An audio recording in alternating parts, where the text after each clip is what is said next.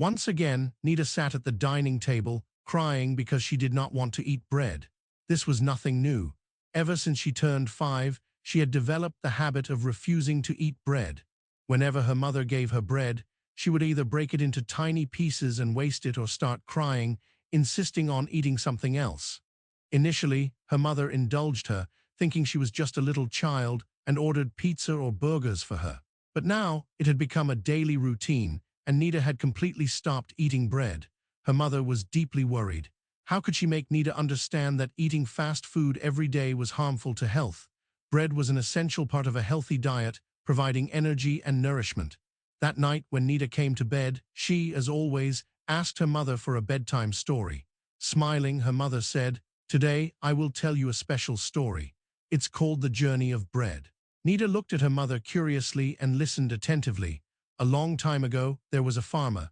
His land was barren and nothing grew there. He had nothing to eat and was deeply worried. If crops didn't grow, how would he provide bread for his children? But he did not give up. He worked tirelessly to make his land fertile. He plowed the field, watered it, added fertilizers, and sowed seeds. After some days, tiny wheat plants began sprouting from the soil. The farmer was overjoyed. However, one day, the weather turned stormy. Strong winds blew, a thunderstorm raged, and heavy rain poured down. The farmer panicked, fearing that all his hard work would be destroyed. He prayed to God to save his crops. And look, God turned the rain into a blessing.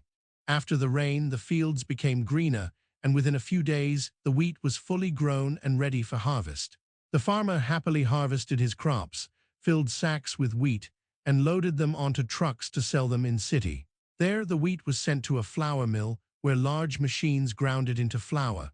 The flour was then packed and sent to stores. Her mother looked at Nita and smiled.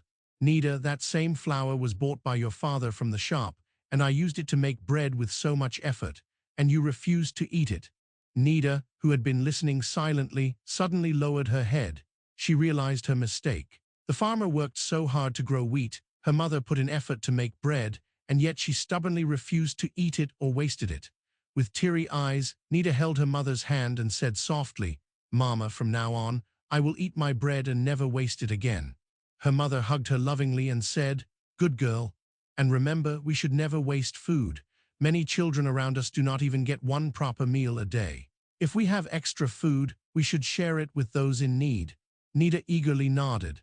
"Mama, from tomorrow, I will take an extra piece of bread in my lunchbox and give it to a poor child."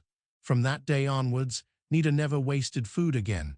She happily ate her bread and made sure to share extra food with those who needed it. We have learned from Nita's story that we should not waste food, as many people in the world do not have enough to eat, so we should always value our food. We should eat healthy food. Fast food is not a substitute for nutritious meals like bread, vegetables, and fruits. We should help others. If we have extra food, share it with those who are in need. We should appreciate hard work. Farmers and parents work very hard to bring food to our tables, so we should respect their efforts by not wasting it.